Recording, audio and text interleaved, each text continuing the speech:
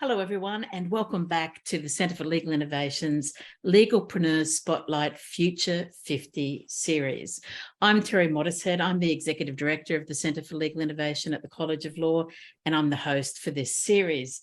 In Future 50, we're showcasing thought leaders and doers in legal innovation and legal tech around the world. And today I'm joined by one of those people. I'm joined by Lisa Fitzgerald. Hi, Lisa. Good to see you. Thank you for having me. A little bit of background about Lisa. She has a long history in the legal world in the UK and Australia as a judge's associate, in-house counsel, lawyer in private practice, and now as a partner at Lander & Rogers. A common theme has run through much of Lisa's career, a focus on corporate commercial, tech, data, IP, privacy, cyber, telecommunications and innovation. And that actually brings us to our topic today. Lisa, you've been super busy, and today we're chatting about Splitchain. I kind of, as I was reading your article about this, and we're going to get into it, it struck me as really a new way of thinking about, or even a new paradigm for the intersection of blockchain and law, but you've described it as a way to reconcile blockchain and law. It's absolutely wonderful to welcome you to the Future 50 series. Thanks again so much for joining us. Hello again. Thank you. Lisa, I'm going to jump straight into it. I love this term that you've come up with, Splitchain, but we've got to start at the beginning. So what is it? Well, Splitchain is a term I'm using to describe the interaction between the digital and legal aspects relevant to blockchain technology and its various use cases. So in my experience, that there can be a tendency to see emerging technologies as existing unto themselves and almost impenetrable by the law. And so I have used this idea of Splitchain to really challenge that assumption and to help encourage the interrogation, I suppose, of different use cases of blockchain and how, in fact, you can commercialize those use cases more effectively by seeing them within a legal framework. So using the laws and the contractual rights and obligations that we have already to really bring a robust commercialisation structure to that use case, and also to understand where the vulnerabilities lie in other sources of legal obligations, so consumer law, any sort of implied rights, or even negligence, for example. Yeah, I loved it because it highlights kind of the gaps in the law at the moment and maybe ongoing, just because of the speed with which the industry is moving, but also the gaps in blockchain. And I think you've described it as a helix rather than, things kind of running in parallel, because they are integrated, aren't they? They are absolutely integrated. And I think for listeners out there who may be new to blockchain, it might be worth just stepping back and absolutely, at very high level, just chatting through what blockchain is. Yeah. So it's a network of computers, essentially, that collectively make up a database and stores information in that database across a variety of networks that talk to each other. It really provides an alternative means of verifying digital transactions. And so we've got blocks of information that move across this peer-to-peer network that comprises the chain. So rather than a centralized system or process, it's a distributed process. And it's quite often referred to as a distributed ledger. But, as a simple way of understanding it is really just a network of computers talking to each other, and they need to talk to one another to validate the information that they're storing or that they're allowing to move across a platform and so give effect to a transaction. Cryptocurrency and Bitcoin being sort of the main example that everyone will know about, is an example of a digital asset that can be traded or exchanged or moved across a blockchain platform. but because this chain of verification is being adopted in various ways now using blockchain, and it's often referred to as a truth machine, Yeah. as a result, it's being used to do business or to explore new ways of commercialising initiatives. And so I think we're sort of moving into a chained economy as opposed to just, the usual world of commerce. And I suppose the purpose of Splitchain is to see that block of information not only as being stored on a chain of computers, but a chain that is split between those computers and legal rights and obligations that work together. So it's essentially, designed to help give effect to more robust commercialisation of blockchain use cases and taking advantage really of the existing legal structures that we have to bring that about. Because all of the things that may be available in terms of rights and obligations that are afforded by the law, whether it's by contract or I guess by legislation, are not necessarily covered off in what's happening in terms of the digital transactions on blockchain. Is that a fair comment?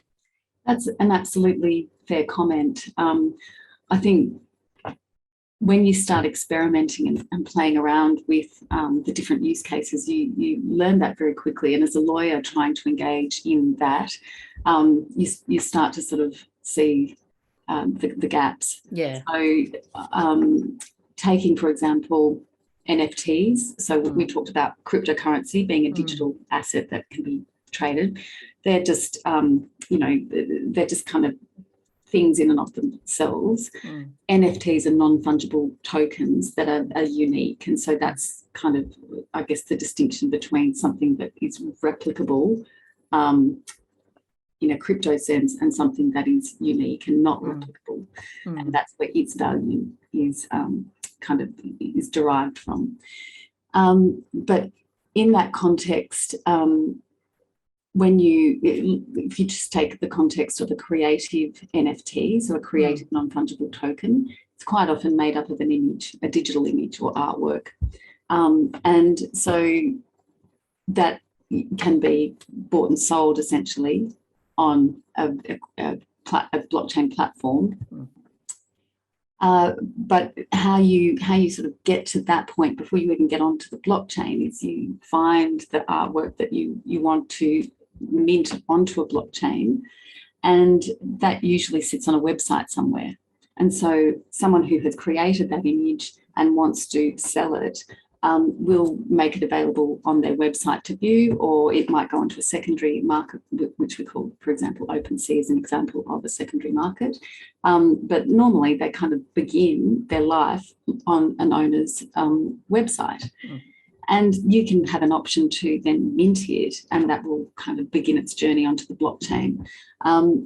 Very rarely do you see on those websites any terms and conditions that might apply to that digital artwork. And so a lot of people will think, I'm buying the digital artwork and my ability to connect my wallet and then mint this creative NFT onto the blockchain makes me the owner, and I can then sell it.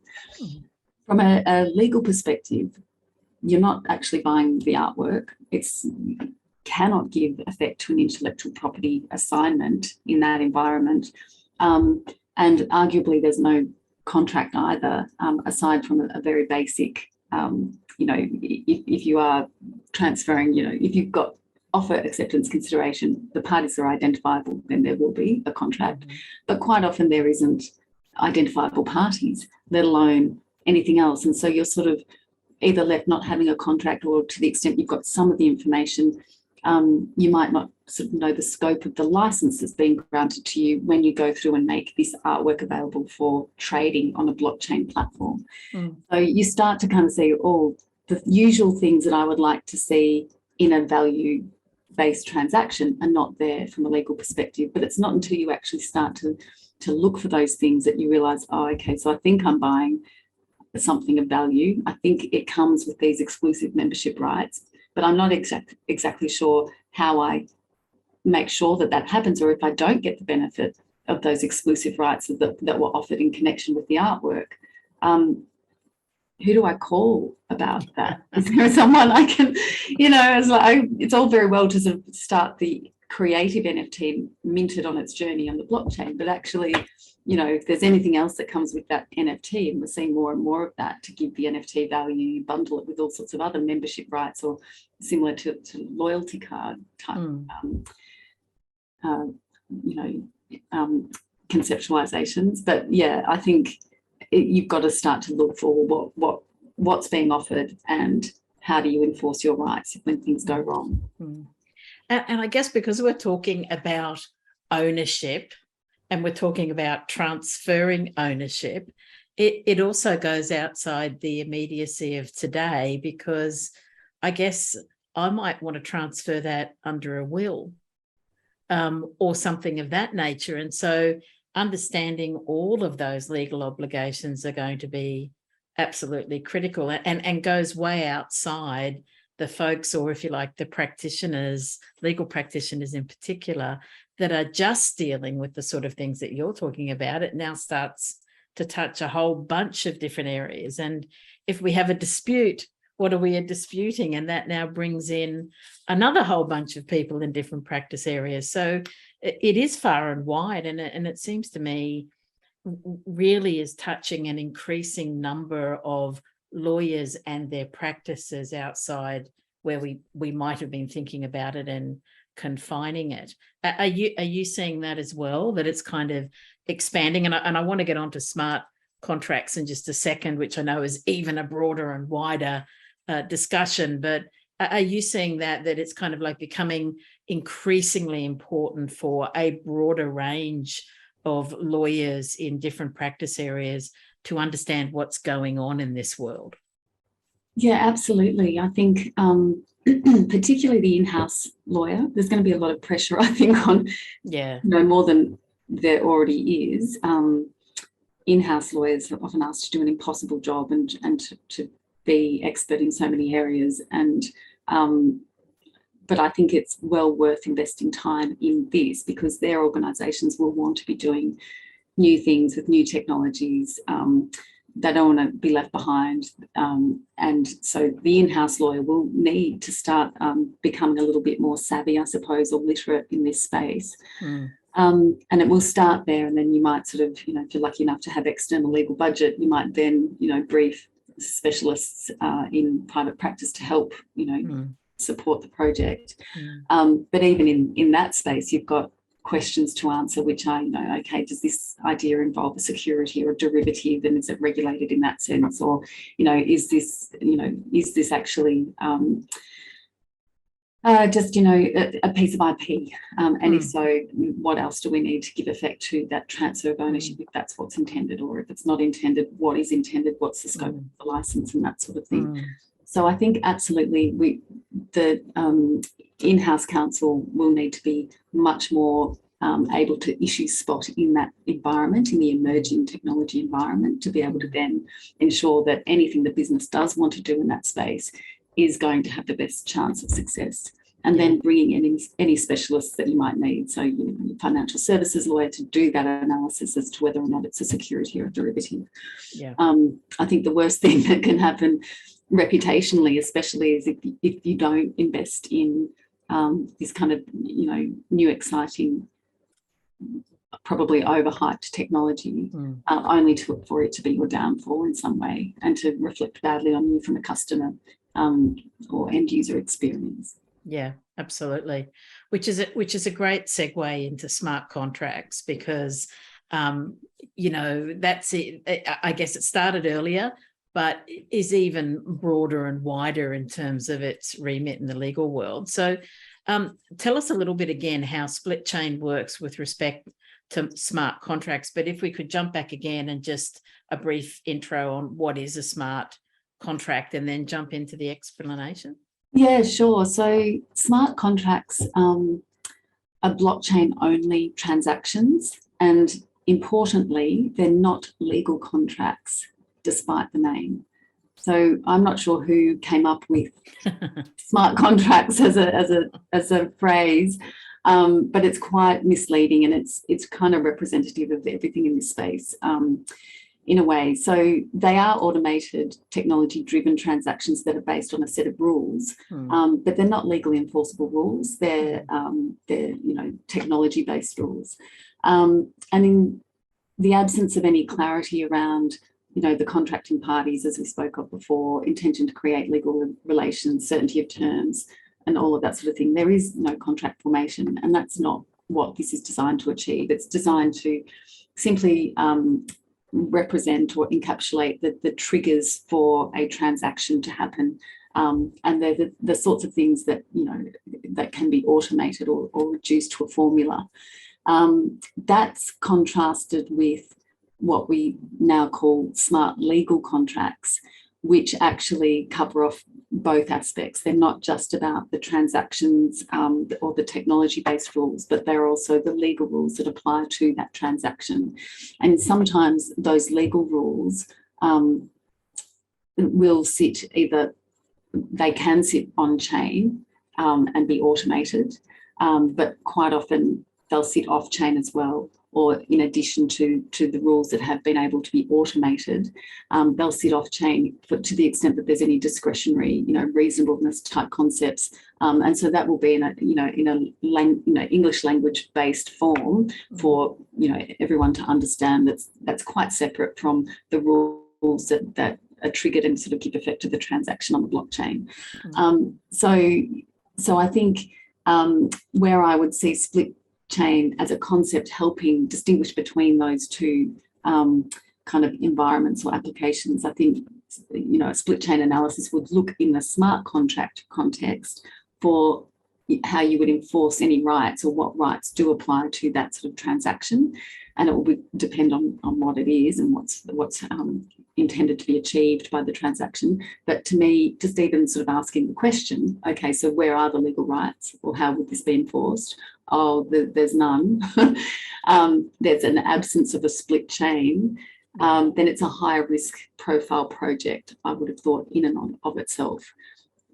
Contrast that with the smart legal contract. Once you start to look for the legal structure that also sort of explains what's intended by the transaction, then you can see that the chain is split between a set of legal rights and just the technology that drives the transaction, and so that to me would indicate a less risky project. It's got a lower risk profile, but actually having brought your mind to think about these things, you can see, okay, well, if it's just smart contract only, despite the name, it's not a contract. Smart legal contract, where are the rules? Are they sufficiently defined?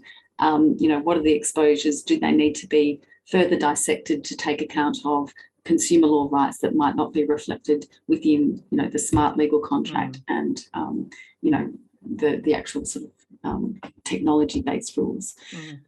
So that's, I guess, how I see it working, not just from a contractual perspective, but from the perspective of other legal rights and obligations. As you were just speaking then, and I guess going back to kind of how you described or defined split chain as well, it's almost like there's a team of people now standing behind these sorts of transactions, certainly lawyers, but I guess we could have coders, we could have a whole bunch of specialists that are working in that. Does it take a team? And I guess who's on the team in terms of looking at this from a split chain perspective? So I think who's on the team, it's the ideas person who's got the initiative and has a vision for how it should work and why it's valuable and why it's going to essentially make money in the world of business. Then I think you've got the lawyer. You might have the generalist who has a bit of enough of an understanding using some basic tools like Splitchain to understand, okay, how do we bring this to life? How do we iron out any of the weaknesses that I can identify? Or I know that it could be construed as some sort of financial product, so I might need to get a private practitioner in from a financial services perspective just to work out whether or not it is, or how we might change the project so that it's not. So already you've got sort of a few different people involved, but I think a legal technologist is also going to be really important. What we're working with some of our clients, and also just in Landon Rogers, my law firm, and our iHub, which is our innovation arm, we're looking at how you can, build NFTs, for example, that have these issues sort of covered off. So how you build an NFT that has a built-in smart legal contract that deals with all of these issues that we're talking about. And so we work to do that. We're working with legal technologists to build it. So I think that there's going to be a growing need for legal technologists, but also lawyers who can either do the coding as well, or if they don't want to invest time in acquiring those skills, working with a legal technologist who has those skills, to then ensure that the best possible structure exists for that particular project. We're big fans of your iHub, and I love the idea that not only that you're looking to create a solution, but also just who you've got to bring into that, and that it is a different way of conceiving solutions to new and different problems, but also a really different group of people, I think, than we would have traditionally seen involved in any sort of legal solution. So that's pretty special as well. I love the concept of Splitchain, Lisa. I love the simplicity of it, but also because it's a constant reminder that it does take a team to resolve these problems, and it is important to think about it differently. And I love the idea of it being a helix, and that it is kind of integrated as well. So congrats on coining the phrase, and congrats on the work that you're doing. Any kind of wrap up words of advice to folks that are getting into this area, and I'm going to call them Splitchainists, that they want to become Splitchainists as well? Oh, I love that. That's amazing. I think I guess the exciting part about all of this is that we've got an opportunity as lawyers to be the enablers rather than the blockers. And I think that quite often, legal is seen as the roadblock, and don't take it to legal, they'll kill it, all of this sort of stuff, or don't brief it to externals because we don't have the budget and it's just going to be a nightmare. And in fact, I think this is an opportunity for lawyers to really engage in almost product development and working out what is the value we can add as lawyers to ensure the success of this project, rather than it becoming, that source of, we didn't think that through, and our customers don't trust us anymore because we actually didn't sort of work out how we were going to give effect to these representations of this brand new thing that's worth, sort of participating in. I think it's a real opportunity for lawyers to add value in a really, really productive, and helpful way. Yeah, fantastic. Thank you again, Lisa. Just been an absolute delight spending the time with you. As I say, congrats again, and thank you again for your time today. Thanks, Terry.